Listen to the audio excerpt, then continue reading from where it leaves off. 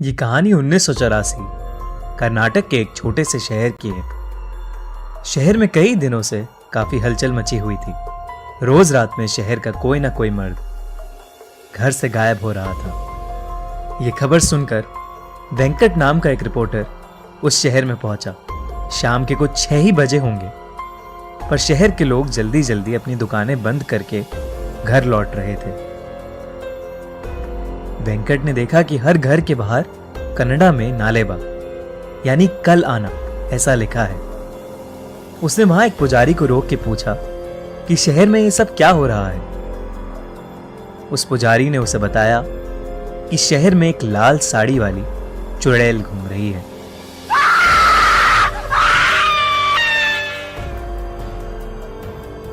वो रोज रात में घर घर जाके जोर से दरवाजा खटखटाती है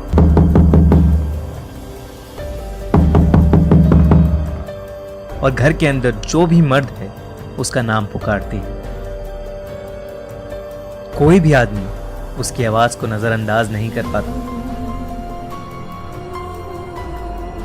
और दरवाजा खोल देता है।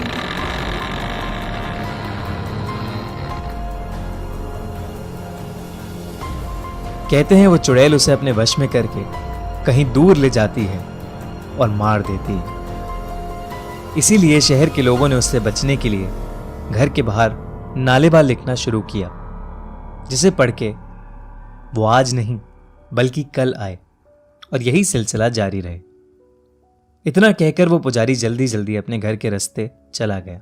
वेंकट को कल के अखबार के लिए अच्छी कहानी तो मिल गई, पर कुछ ही दूर जाते ही उसका स्कूटर पंक्चर हो गया। अंधेरा हो चुका था और सब लोग अपने घर के अंदर जा चुके थे। अचानक से वेंकट को लगा कि उसके आसपास कोई है, तो वो स्कूटर लिए तेजी से आगे चलने लगा। किसी ने बहुत ही मधुर आवाज में उसका नाम पुकारा, वेंकट, वेंकट। वेंकट ने जैसे ही स्कूटर के शीशे की ओर देखा, वो स्कूटर वहीं छोड़ के बहुत तेजी से आगे भागा। वो एक छोटे से मकान में जाके छिप गया और दरवाजा अंदर से कस के बंद कर लिया। दरवाजे पर जोर जोर से खटखट होने लगी और उसे अजीबो गरीब आवाजें सुनाई देने लगी। वेंकट बुरी तरह डरा हुआ था।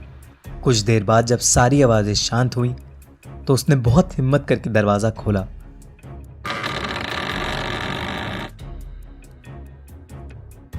तो वहां कोई नहीं था, पर फिर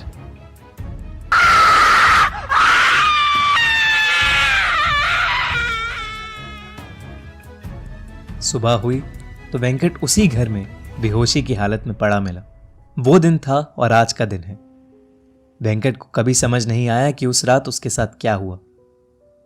शहर के लोगों ने कहा कि वो उस शहर का नहीं है, शायद इसीलिए बच गया। कुछ महीनों बाद उस चुड़ैल का कोई किस्सा सुनने में नहीं आया। आज भी उस शहर के लोगों ने अपने घर के बाहर नालेबा यानी कल आना ऐसा लिखा है। फिल्म स्त्री इसी सच्ची कहानी पर आधारित है।